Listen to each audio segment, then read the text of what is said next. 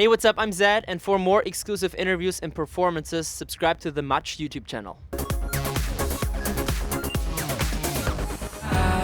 We might not know why, we might not know how. Super successful EDM DJ and music producer Zedd is only 25 years old, and he tells us which 1970s rock band is his inspiration.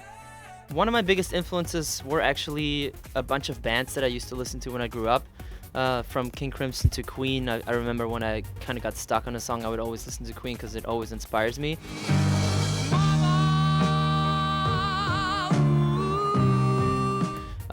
So mostly music that was not electronic. I found it way more interesting to get inspiration from other genres because the chord structures are different, the song structures are different, influences are different. I always feel like your songs end up sounding a little bit different when you listen to different kind of music than what you actually make. I want you to know that I'm all yours. You and me run the same course. Zedd has a brand new album out called True Colors, but Zedd doesn't want to be just known as an EDM artist. The only way to be a true musician is to do whatever you want. And technically, you know, I've been making electronic music for the smallest amount of time in my life because I've been making metal for far longer than I've been making electronic music, and I've been making classical music for far, longer than I've been making electronic music. So technically, I'm still new to EDM. That's why it's so important for me that people don't ever put me in the EDM box, because maybe I will want to make an entirely acoustic album next time, and then I want to make sure people know that's me. I'm not changing for anyone but me. That's why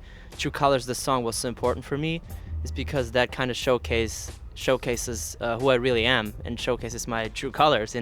I like every type of music, and True Colors is almost fully acoustic, and that's still exactly the same me as a Spectrum or a Clarity.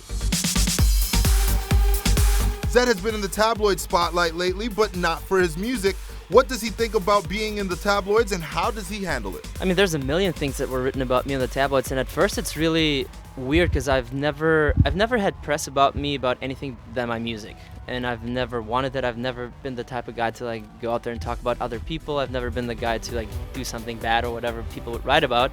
I've just made music because I love making music, and that's the only reason I'm here. And then suddenly, out of nowhere, people started making up stories about me, and then they would translate into a different language, and then from then on it would be something different. And then it was super weird at the beginning, but at some point I realized that's just how the world is. There's magazines and tabloids that make their money by making up stories that would get a lot of clicks, that people would talk about, and all that. That was the world that it is, and I just decided to not really read about it. And Many of Zedd's peers have received harsh criticism from fans for working with mainstream artists, but Zedd seems to have avoided this altogether, even though he has worked with the biggest names in pop music. it doesn't really matter who you work with, I think, as long as the product is good.